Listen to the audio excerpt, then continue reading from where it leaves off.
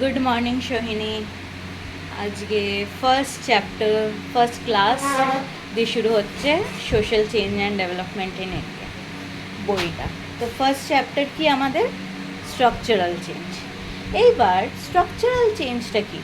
Structure মানে কি? একটা বাড়ির স্ট্রাকচার মানে তুমি কি বোঝো? ভিত, বাড়ির যে ভিতটার ওপর চেঞ্জ হচ্ছে, তারপরে যখন ধরো রিনোভেশন বা কিছু হয়, বাড়ির যে বিভিন্ন জায়গায় যে তোমার ফার্নিচার বা কিছু থাকে সেগুলো তো চেঞ্জ হয়, সেগুলো তো তোমাকে চেঞ্জ করতে হয়। বাড়ির যেগুলো থাকে যখন ধরো অনেক বছর হয়ে যায় বা হয়তো অন্য কোনো কারণবশত চেঞ্জ হয়। তো স্ট্রাকচারাল চেঞ্জ মানে এই কনটেক্সটে কি বলছে?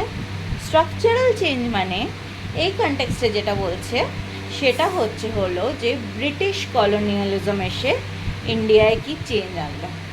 প্রথম কথা, ইন্ডিয়া তো আগে রুরাল ইন্ডিয়া ছিল, মানে যে ইন্ডিয়াতে তোমার মানে সেলফ সাফিসিয়েন্ট ইকোনমি ছিল, তারপরে নিজস্ব ইন্ডিপেন্ডেন্ট ইউনিট ছিল।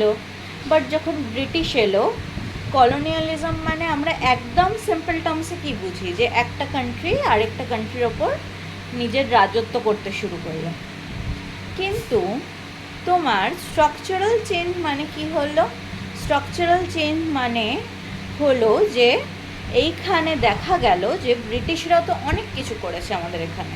প্রথম কথা, তারা তো যে ইকোনমি সিস্টেমটা ছিল, আই হোপ তোমার মনে আছে কার্ল মার্কসের কনসেপ্টটা, যে ক্যাপিটালিজম এলো।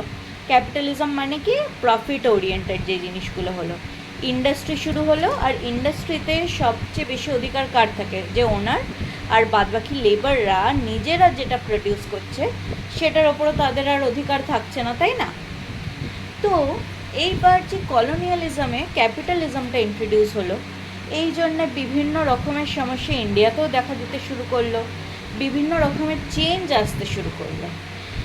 তার মধ্যে একটা খুব ইন্টারেস্টিং চেঞ্জ, ব্রিটিশরাই তো আমাদের এখানে এডুকেশন শুরু করেছে। কিন্তু দেখো, ব্রিটিশরা যে আমাদের এখানে এডুকেশন শুরু করেছে, তারা কেন শুরু করেছিল? যাতে অনেক বেশি ইন্ডিয়ান চাকর পায়।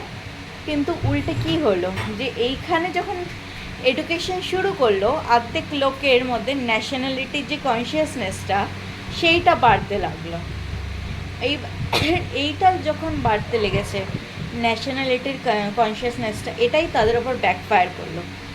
আর এই যে মিডল ক্লাস জিনিসটা, এই যে যারা পড়াশোনা করে তাদের ওপর আসতে শুরু করলো, যে মানে মানে মিডল ক্লাস আগে তো কিছু ছিলই না বলতে গেলে ইন্ডিয়াতে মিডল ক্লাস বলে, মানে একদম একদম হয়তো গরিব ঘরের যারা চাষবাস করতো, আর তাছাড়া কিছু যারা মানে বলতেই পারো যে সবারই সমতুল্য অবস্থা ছিল, যারা রাজা মহারাজা ছিল তাদের ছাড়া সবারই সমতুল্য অবস্থা ছিল। কিন্তু এই যে পড়াশোনা করে মিডল ক্লাস আসতে শুরু করলো, মিডল ক্লাসে শুধু না, এলিট ক্লাস আসতে শুরু করলো ইন্ডিয়াতে আরও কি দেখা গেল, মাইগ্রেশন শুরু হচ্ছে।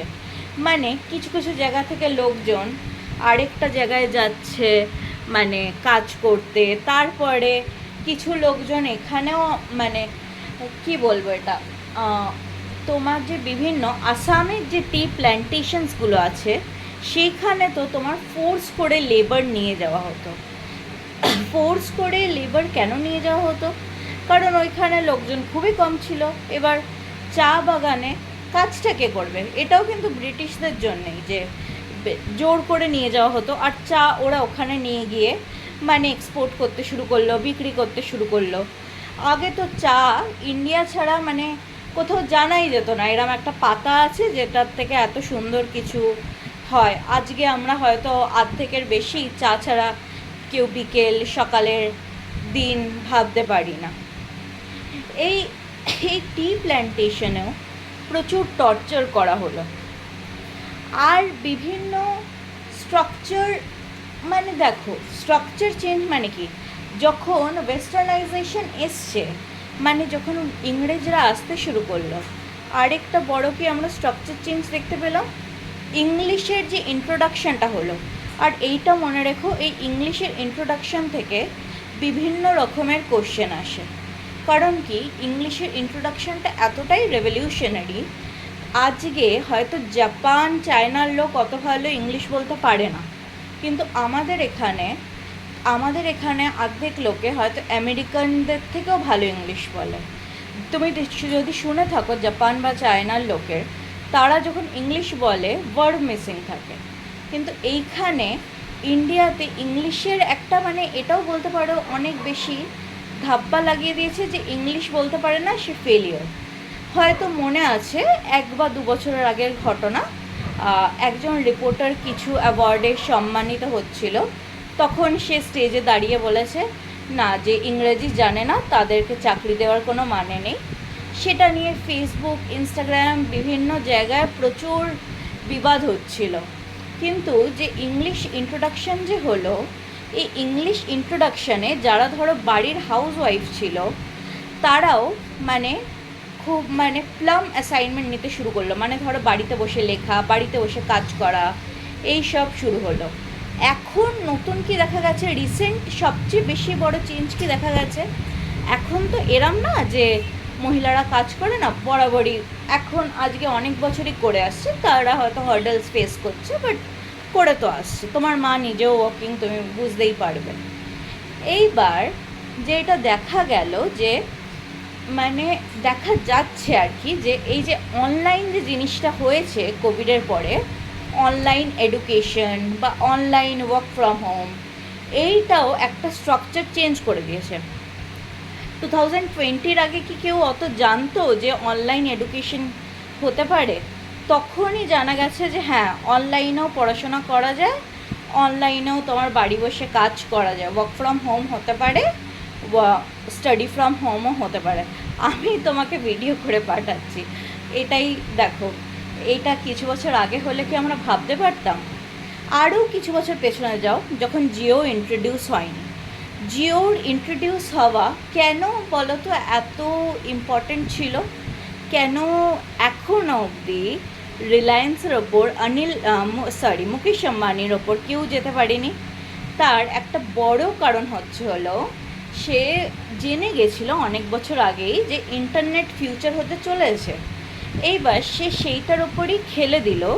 2016-তে ফার্স্ট জিও সিম এলো। তোমরা হয়তো অনেকটাই ছোট ছিলে তখন, তো 2016-তে যখন জিও সিম এনে দিল, তার আগে হয়তো তুমি শুনে থাকবে, তখন আমাদের একটা স্পেসিফিক প্যাক ভরা হতো, মানে ধরো একদিনে 50 MB মানে ভাবতে পারছো 1 GBও না, 50 MBর জন্য প্যাক। কিংবা যাদের বাড়িতে ওয়াইফাই আছে ওয়াইফাই, আর তাছাড়া বাইরে বেরোলে 50 MB 100 MBর জন্য প্যাক ভরা হতো। বাট জিও এসে রেভলিউশন কীভাবে ক্রিয়েট করলো? জিও এসে বললো যে আনলিমিটেড নেট হবে, মানে নেটের কোনো বাধা নেই। মানে যখন, if I am not wrong, Jio সিমটা সেপ্টেম্বর বা অক্টোবর 2016-এ ইন্ট্রোডিউস হয়েছিল। তো বললো যে যারা জিওর সিম তুলবে এখন, তাদের জন্যে 3 মাস অবধি পুরো ফ্রি, সব কিছু, কলও পুরোপুরি ফ্রি, নেটও পুরোপুরি ফ্রি, কোনো মানে এটার ওপর লিমিটেশন নেই, টক টাইম বলে কিছু নেই, লিমিটেড নেট বলে কিছু নেই। এইটা অভ্যাস করিয়ে দিল লোককে। তারপরে দেখো এই 3 মাস যেতে জিও কি বললো, যে আপনারা সিমটা রিটার্ন করতে পারেন সেম ফেসিলিটিতে, শুধু 3 মাসের জন্যে রিচার্জ করতে হবে 300 টাকা 400 টাকা। আর এখন করতে করতে কী করেছে, ধরো 1 মাস 28 দিন বা 3 মাসই 249, 549 এরম প্যাকস এনে দিয়েছে। এটাই একটা অনেক বড় স্ট্রাকচারাল চেঞ্জ যেটা রিসেন্টলি হয়েছে। তার মানে এখন আমরা ইন্টারনেট ছাড়া কি থাকতে পারি? খুব কম সময়ই পারি ইন্টারনেট ছাড়া থাকতে।